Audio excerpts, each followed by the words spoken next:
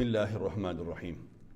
Sot do të flasim rreth situatave dhe rasteve kur prishet dhe kur nuk prishet agjërimi dhe çfarë pasojesh ka prishja e agjërimit të ditëve të Ramazanit.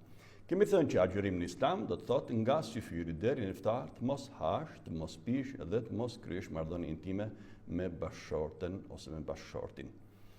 Prandaj, në qoftë se njeriu besimtari ose besimtarja e ka nisur ditën të agjëroj, mirë brenda ditës, para dite, mbas dite, para iftarit dhe kështu me radhë.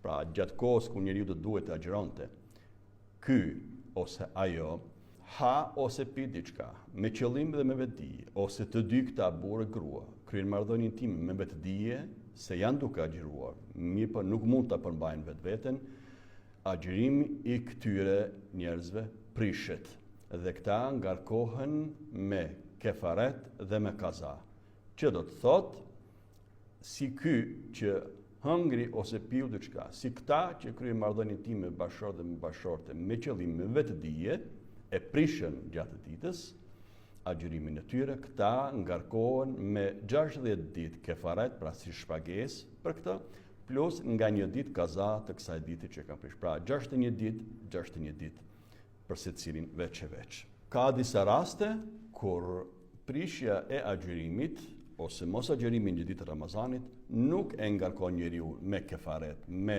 ngarkesë 60 ditë, por vetëm me kaza, pra vetëm me kompenzim të kësaj dite ose të këtyre diteve sa nuk mundi të agjëroj brenda Ramazanit.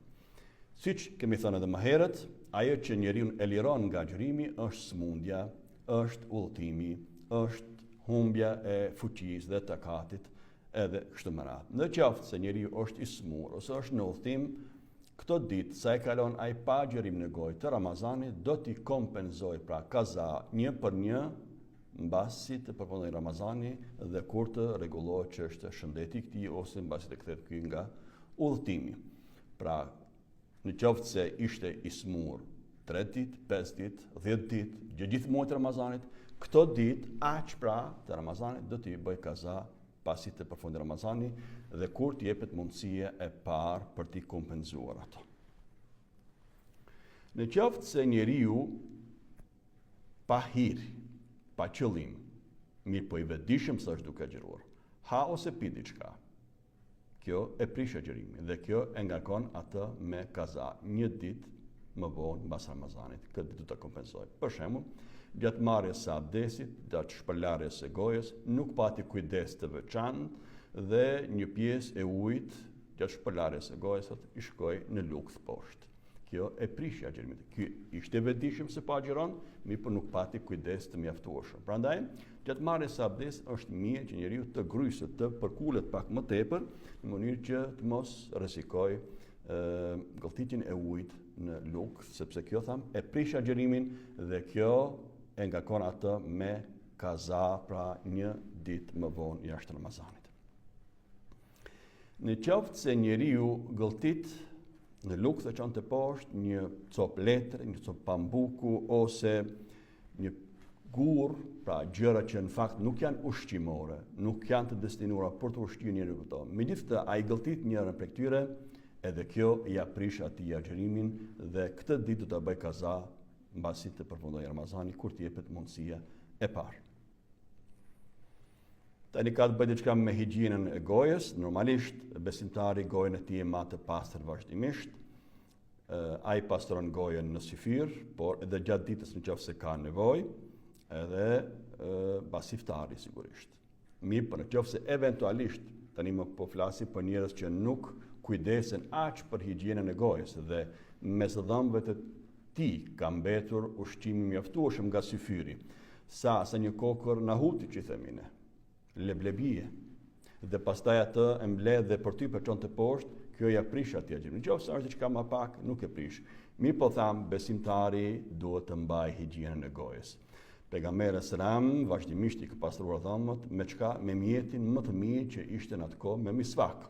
Ky ishte edhe pastrues, por edhe lëshonte një aromë të mirë në gojën e tij. Prandaj pejgamberi selam e ka përdorur misvakun edhe gjatë Ramazanit, pra ditëve e ka përdorur gjatë ditëve të Ramazanit, gjatë ditës sa ka qenë agjërueshëm, e ka përdor misfakun, që për ne do të thotë sot, nuk është patjetër misfak, sepse këto misfaket që mbrinte ne thahen e stërthahen, kështu që edhe dëmtojnë mishin e dhëmbëve ndoshta, do të ishte më i mirë sikur të jetë taze, sa për të kputet nga pema, ajo dega.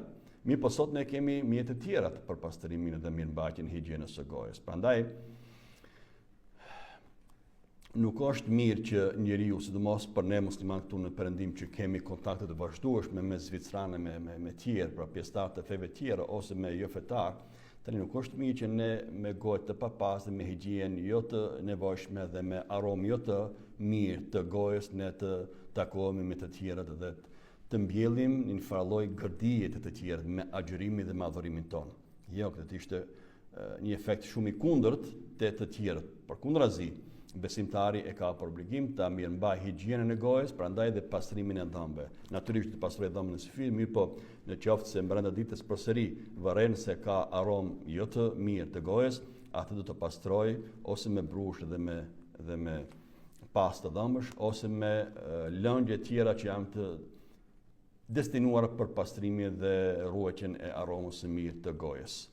Natyrisht, gjatë gjithë kësaj kohe, gjatë pastrimit të dhëmbëve ditës, ai do të ketë kujdes sikur që ka kujdes gjatë marrjes së abdesit. Pra, gjithmonë do të ketë kujdes që uji apo pasta e dhëmbëve ose diçka tjetër të mos shkoj në lugth poshtë, sepse kjo do t'ia prishte ditën atij. Prandaj, mundësitë për ta mirëmbajtur higjienën e gojës edhe me pastë dhëmbësh, në këtë radhë është e madhe sot, prandaj një krusë, një përkulje pak më e thellë kështu gjatë pastrimit të gojës, kjo do të ishte mjaftueshme dhe nuk rrezikon njeriu që ta prish agjërimin. Agjërimin e prish nëse njeriu fut në gojë diçka dhe gëlltit, pra një ushqim që në këtë formë nuk është destinuar, nuk është e zakonshme të hahet. Për shembull, një apo disa kokra orizi të pazir.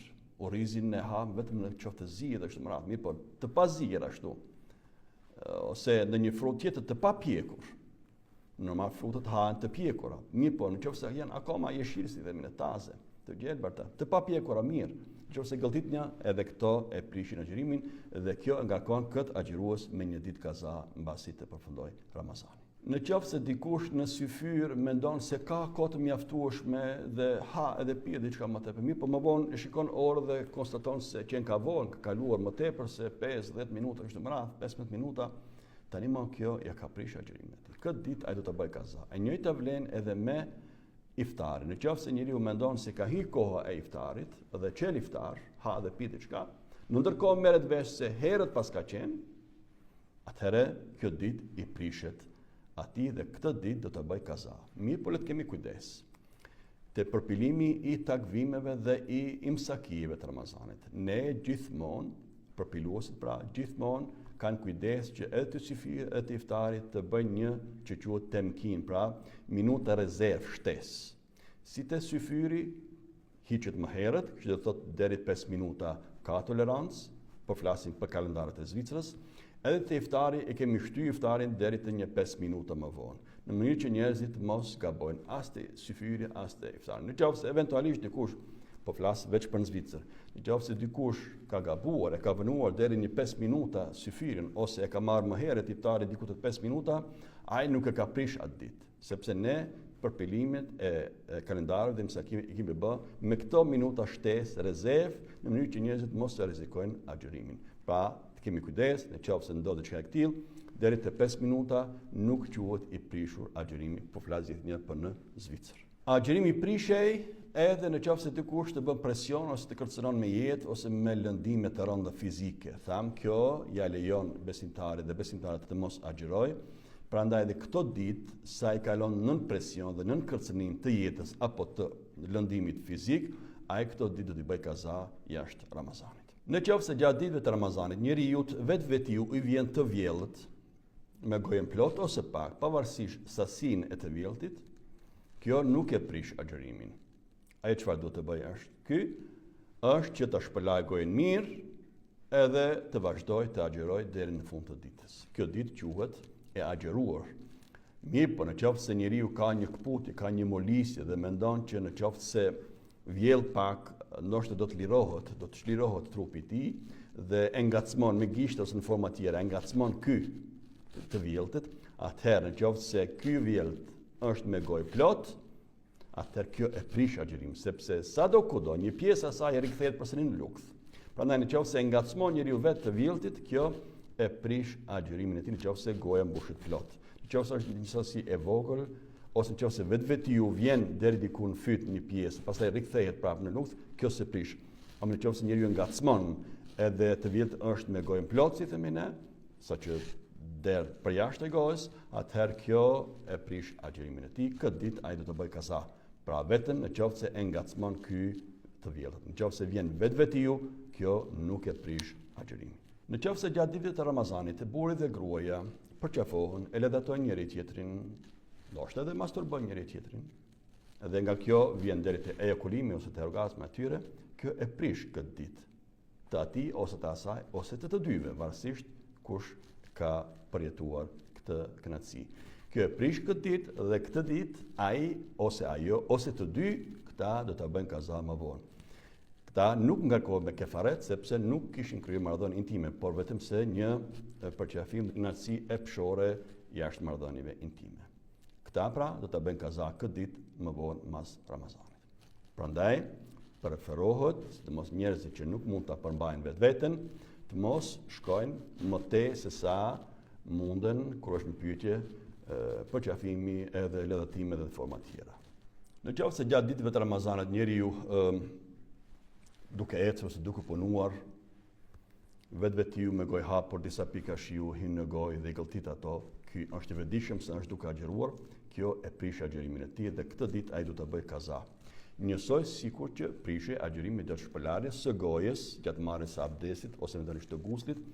Besimtari është i vetëdijshëm se është duke agjëruar, mirëpo nuk e ka kujdesin e duhur për këtë, dhe nëse gëlltit një sasi ujë të poshtme në lukth, atëherë kjo ja prishte agjërimin dhe këtë ditë ai do ta bëjë kaza pas Ramazan. E njëjta gjë vlen edhe gjatë larjes së trupit në banjë ose gjatë notimit, pra në det, në liqen, në bazen dhe kështu me radhë. Në qoftë se vetë larja e trupit dhe vetë larja notimi në det, në liqen edhe në bazen nuk e prish agjërimin, por në qoftë se njeriu gëlltit sasitë ujit në lukth, atëherë kjo e prish agjërimin e tij dhe këtë ditë ai do ta bëj kaza. Prandaj nuk është e dëmshme për agjërimin në qoftë se njeriu bën tush, pra lahet brenda ditës, ndonjëherë ka nevojë nëse duhet gusël të marr për shembull, ose pas kthimit nga puna është i gjerësitur të kështu me radhë, ai natyrisht që do të lahet, do të pastrohet, mirëpo do të ketë kujdes që ujit mos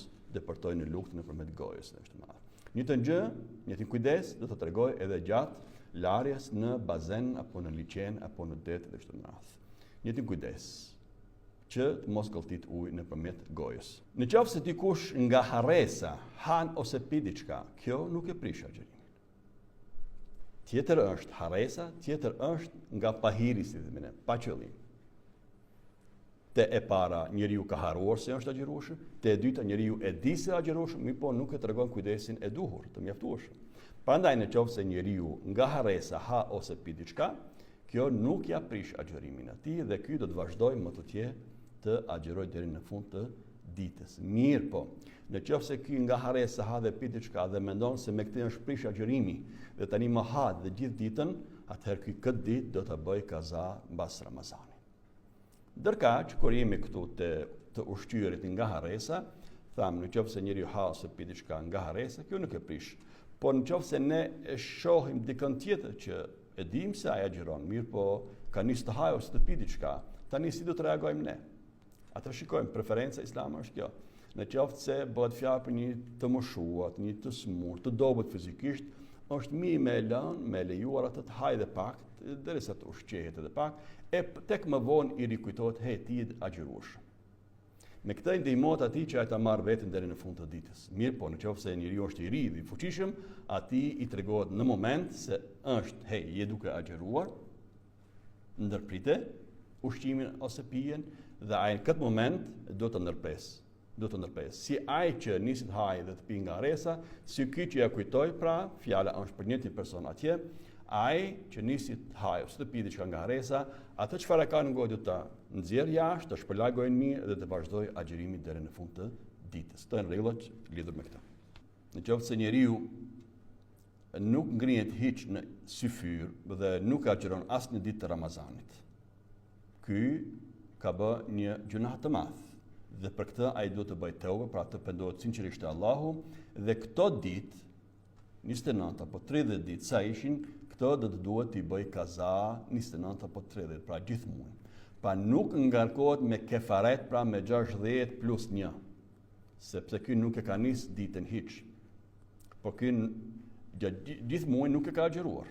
Edhe pse kishte mundësi të agjeronte, ishte i fuqishëm, ishte në vend, nuk ishte udhëtar, gjitha kushtet i plotësonte, megjithatë nuk agjeroi Ramazanin, ky nuk ngarkohet me 61 për secilën ditë, por ky do t'i bëj kaza Ramazanin komplet, pra jashtë Ramazanit, paraprakisht duhet të bëj një teuba, një pendim të sinqert te Allahu xhallahu. Prandaj kefaret, shpagim, dënim me 61 ditë ka vetëm nëse njeriu e nis agjërimin brenda ditës dhe me qëllim, pa ndonjë arsye të justifikueshme, ai e prish agjërimin. Tek atëherë ka dënim me 60 ditë plus 1 kaza. Kaq për sot, ne do të vazhdojmë radhën tjetër me temën më bashkëkohore që i tangojnë muslimanët e sotëm. Deri atëherë, faleminderit për kujdesin dhe vëmendjen. Wassalamu ala muslimin, walhamdulillahi rabbil alamin. Al-Fatiha.